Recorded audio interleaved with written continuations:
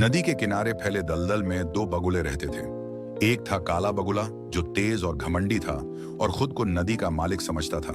दूसरा था पीला बगुला जो शांत स्वभाव का था लेकिन भीतर से साहसी था। नदी का सबसे अच्छा मछली वाला इलाका ही उनकी दुश्मनी का कारण बन गया। काला बगुला रोज वहां पहुंचकर बाकी पक्षियों को भगा देता था। पीला बगुला कई दिनों तक चुप रहा लेकिन भूख ने उसे बोलने पर मजबूर कर दिया। उसने कहा, नदी सबकी है। यह सुनकर काला बगुला क्रोधित हो गया और अगले दिन मुकाबले की चुनौती दे दी। सुबह होते ही दोनों आमने सामने थे। काला बगुला गुस्से में बार बार हमला करता रहा लेकिन पीला बगुला फुर्ती से बचता रहा। कुछ देर बाद पीला बगुला जानबूझकर गहरे दलदल की ओर बढ़ा।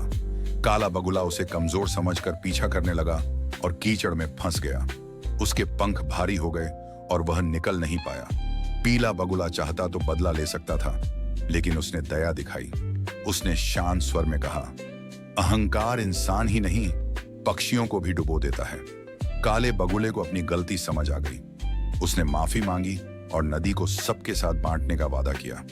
उस दिन के बाद दोनों बगुले दुश्मन नहीं रहे। दलदल में फिर से शांति लौट आई और सभी पक्षी मिलजुल कर रहने लगे।